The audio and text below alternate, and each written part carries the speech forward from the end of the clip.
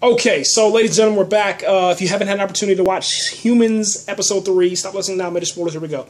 Okay, so Anita gets hit by a van, and then she has to be inspected. Now, the only one that can inspect her is her primary user, which is the husband. Now, in order to inspect Anita, you have to inspect Anita. You have to get her nude. You have to undress her.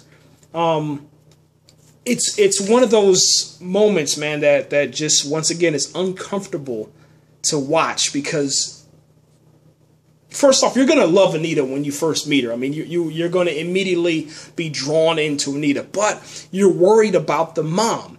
So the mom, she's actually walking back, doing that walk of shame I was talking about back in the first part of this podcast, in part 1, and she's walking back with her son's bike. Well, the husband has to take Anita inside the garage. The son is trying to spy on his dad undressing Anita and inspecting Anita. And he kind of does. He's like listening, and he's like the perfect teenage boy, man. And this guy's a really, really good little actor, man. I think people should take definitely give him some props because his cheeks get red, he gets nervous, he's like a teenage boy, man. And he's trying to, get his fix, man. I think that he is falling in love or has a crush on Anita, and that's the reason why he wanted to save her. And obviously, she didn't, tell on him, so they have a connection. Anita now has a connection with every single kid, so that's what makes the situation just a little bit strange, man, as it continues to go on. So anyway, inside of the garage, the husband, which is the primary user, he begins the process of inspecting Anita. Anita, I guess she can feel that he's uncomfortable, and he's like, no, I can't do it. So she wants to undress herself, so she undresses herself. It's very sexual, very, very, PG-13, but there's a lot of implied stuff there. So I think there's going to be something going on next episode either 4 or 5 or 6, that has to do with the husband and Anita, man. There was so much chemistry there, it was crazy. You can cut it. You can cut it with a knife, man. Okay, so they come with this packet, the Synths, and this packet has a repair kit inside. And what you can do with the repair kit is that you give it to your Synth, and your Synth can place it over the spots that she's been injured, and that will repair the skin. The Synth can actually take a really, really, 35 mile per hour, I say minivan, maybe a 4, 5, or 6 passenger minivan. So if you think like maybe a delivery truck for like FedEx, the little small FedEx trucks, they can get hit by that about 35 miles per hour, and they'll still be ticking, man. It's pretty fascinating stuff. Anita, she kind of plays into, the nervousness with the husband, and she allows him to, look over her. And it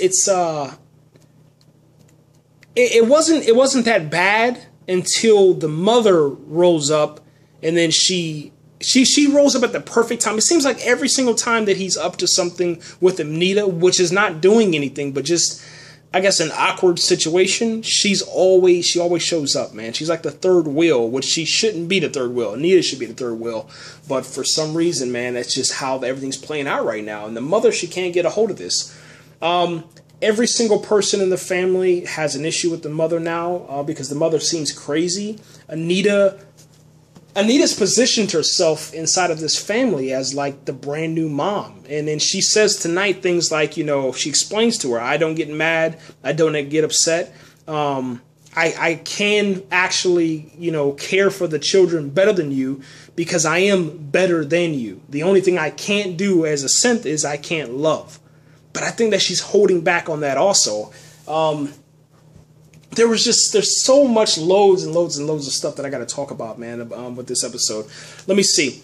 So the husband tonight actually, agrees that she might be going crazy, and actually is pretty convinced that she's crazy. She's absolutely, like, his wife is crazy, and it's just, I don't know, it's hard to understand why it's working out this way.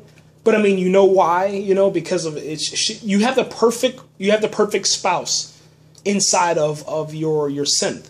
So whether it's male or female, you have the perfect partner inside of your synth. So it's really, really easy to kind of ignore other human beings and all of their emotions and stuff like that, you know. So yeah, I think I've covered everything, man. Let me see if I can see anything else. Yeah, the father always seems to believe in Nita. He doesn't believe his wife. Oh, yeah. What I found fascinating is that the children are actually pushing their mom out of the family dynamic. I thought that was really interesting, man. Let me see, what else?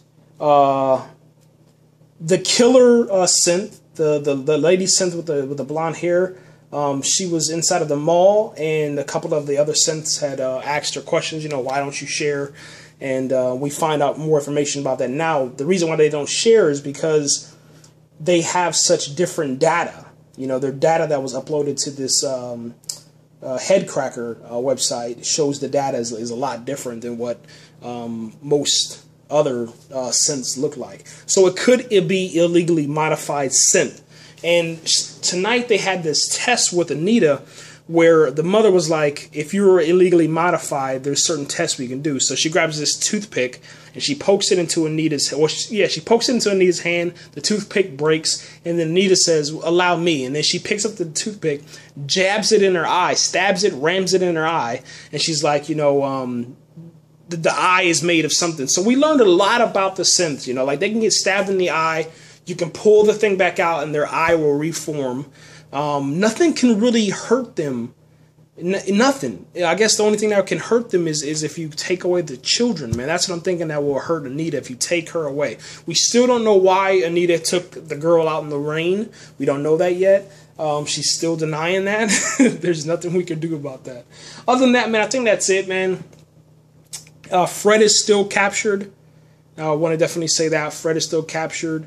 And, synths, man, they cannot forget. I think that's the last thing I wanted to say. They can't forget. They remember everything, and that's very fascinating.